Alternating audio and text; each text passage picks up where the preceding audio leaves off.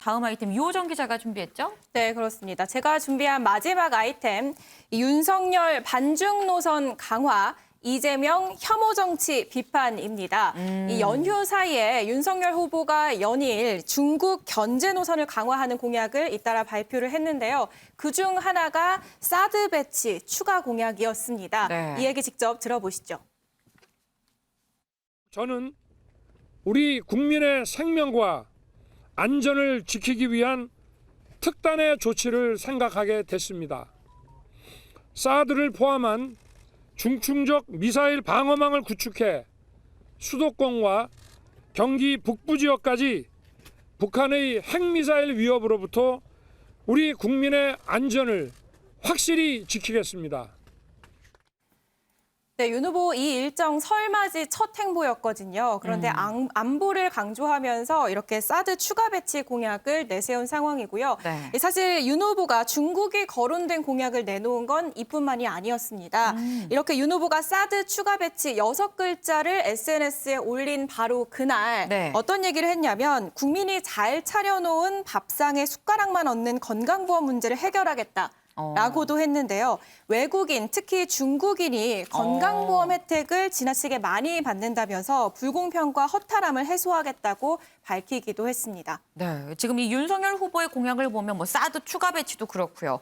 이 중국인에 대한 뭐 건강보험 제한도 그렇고 중국 입장에서는 아주 좀 불편해할 만한 뭐 그런 사안들입니다. 일단 민주당에서는 여기에 대해서 뭐라 그래요? 네, 먼저 이재명 후보가 입장을 내놨는데요. 네. 이 건보 문제와 관련해서는 외국인 혐오 조장으로 득표하는 극우 포퓰리즘이다라고 비판을 했었거든요.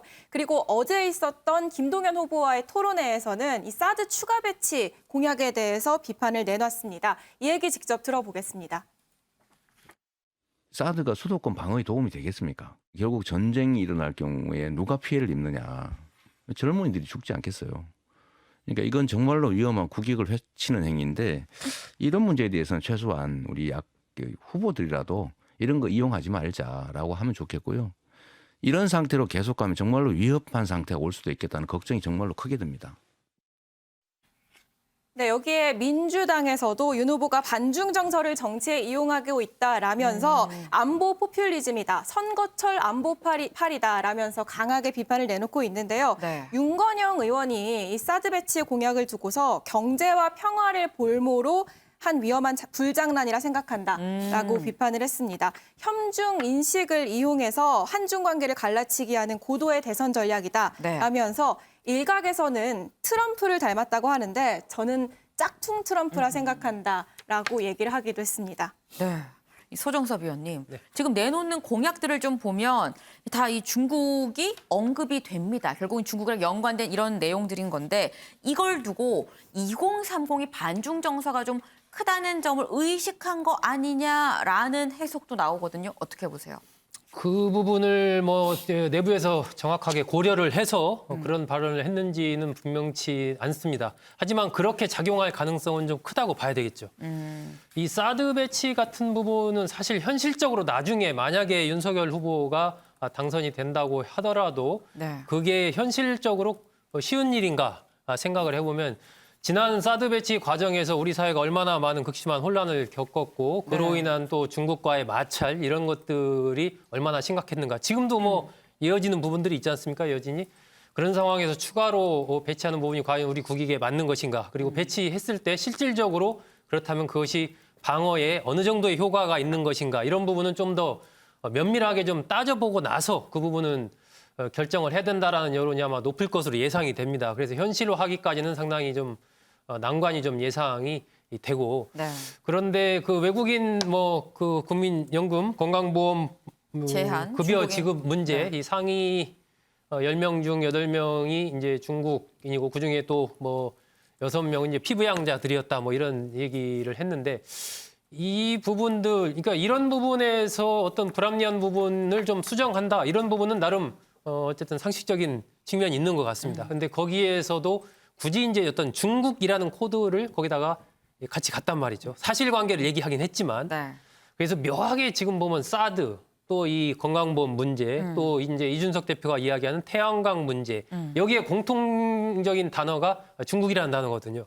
이런 부분들이 그 선거에서 봤을 때는 2030이 갖고 있는 일종의 이제 이른바 이 중국에 대한 뭐 좀 싫어하는 정서, 이런 부분들에 일정하게 좀 호소력을 가질 수 있는 것 아니냐. 지난번에 토론회에서도 윤 후보도 한번 그런 얘기 했지 않습니까? 청년들이 뭐 중국 싫어한다 이런 얘기를. 네. 마찬가지로 아마 그러한 고려가 전혀 없었다라고 보기는 또 어려운데 또 그것만 생각해서 이런 걸 꺼냈다라고 보는 것도 좀 그렇죠. 네, 결과적으로는 어쨌든 그렇게 2030 세대에게 일정하게 좀 득표면에서 좀 소구력을 가질 가능성은 좀 있어 보입니다.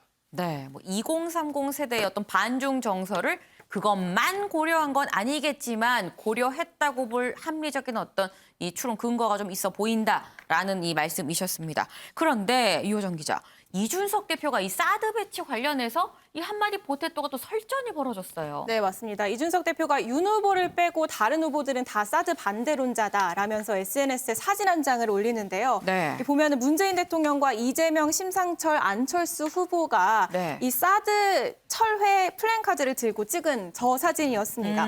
그런데 이준석 대표가 이 얘기를 하면서 또 안 후보를 콕 집어서 네. 겨냥을 하는데요. 네. 안 후보가 이때 이렇게 사드 배치 찬성으로 말을 바꿨다라고 얘기를 합니다. 그런데 국민의당이 5년 전 사진을 가지고 거짓 선동을 하고 있다라며 즉각 반박을 합니다. 안 후보는 사드 이런 당시에 즉각 철회하라라는 주장을 한 적이 없고 저 사진은 네. 기념사진을 촬영하려고 할 때 저 사드 반대 단체가 갑자기 플랜카드를 펼쳐서 찍은 것이다. 그래서 보면 안 후보만 저 플랜카드를 잡지 않고 있다라고 설명을 하거든요. 네. 그런데 여기에 이 대표가 그런데 꽃은 왜 들고 있냐 라면서 안 후보가 과거 사드 배치에 반대하는 인터뷰를 한 기사 링크를 공유하면서 네. 기싸움을 이어가고 있는 상황입니다. 자, 이 깨알같이 봐야지 알 수 있습니다. 플랜카드를 잡았는지 안 잡았는지, 꽃을 들었는지 안 들었는지 자세히 봐야만 이 보이는 이 디테일인 건데, 근데 보니까 이준석 대표가 요즘 굉장히 좀 열심히 일하는 것 같아요. 뭐 이것뿐만 아니라 또 등장했습니다. 이재명 후보가 내놓은 공약을 갖고 또 이준석 대표가 또 정면 비판을 했어요. 네, 맞습니다. 이재명 후보가 고속도로 졸음쉼터에 태양광 그늘막을 설치한다라는 공약을 내놨는데요. 네. 여기에 이준석 대표가 지금 이 타이밍에 중국 태양광 패널 업체들을 위한 공약이 꼭 필요한가요? 라는 댓글을 직접 답니다. 이 태양광 셀을 70%를 공급하는 이런 업체가 중국이다. 결국 중국의 배만 부를 것이다. 라는 주장을 한 건데요. 여기에 민주당은 중국산 부품이 많이 들어간 전기차를 타는 것도 친중이냐. 라면서 네. 태양광이 친중이다라고 하는 거는 이런 굉장히 질 낮은 선동이다라고 비판을 했고요. 또 국내 태양광 모듈 중 국내산 점유율은 64%다라고 반박을 하기도 했습니다. 그러니까 뭐 이준석 대표가 중국 얘기를 하지만 사실 이걸로 인해서는 국내 기업이 더 혜택을 받는 거다라는 뭐 이런 반박으로 보입니다. 좋습니다. 이 오늘의 탑 기사를 한번 좀 정해볼까요? 이 오늘 대선이 딱 34일 앞으로 다가왔죠.